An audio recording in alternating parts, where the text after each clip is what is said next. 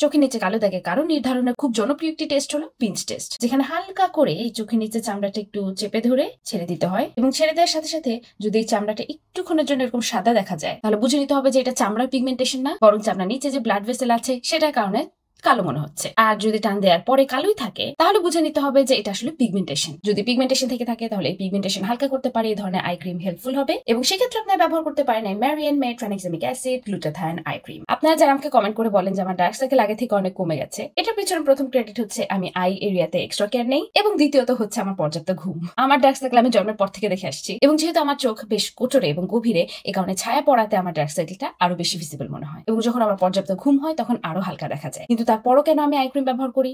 কারণ এটা আমার আন্ডার আইকে এত চমৎকার করে হাইড্রেটেড এবং ময়শ্চারাইজ রাখে যে আমি আজ পর্যন্ত ফাইন লাইন্সের সমস্যা ফেস করিনি। এবং জাস্ট আই ক্রিম ব্যবহার করার পরই দেখুন কতটা পার্থক্য লাগছে। ময়শ্চারাইজেশন এবং হাইড্রেশন এতটাই গুরুত্বপূর্ণ। আসলে ময়শ্চারাইজেশন বা হাইড্রেশন আপনার রেগুলার স্কিন কেয়ার দিয়ে হয়ে যাওয়ার কথা, কিন্তু যদি আপনি আপনার আন্ডার আই ডার্ক সার্কেল নিয়ে চিন্তিত থাকেন, আপনার ফাইন লাইন্স ডালনেসের সমস্যা থেকে থাকে, তাহলে কিন্তু আপনি একটা আই ক্রিম অবশ্যই অ্যাড করতে পারেন আপনার স্কিন কেয়ার রুটিনে। এটা অবশ্যই বাড়তি সুবিধা দিবে, বিশেষ করে আন্ডার আই ব্রাইট করার জন্য। মূলত এতে আছে ট্রানএক্সামিক অ্যাসিড এবং গ্লুটাথায়ন, খুবই চমৎকার অ্যান্টিঅক্সিডেন্টস, কিন্তু আমি বেশি পছন্দ করেছি এটার কনসিস্টেন্সির জন্য। আই এরিয়ার জন্য একদম পারফেক্ট। ম্যারিয়ান মেরি আই ক্রিমটি আপনারা পেয়ে যাবেন Emart skin care app, website এবং ফেসবুক পেজে।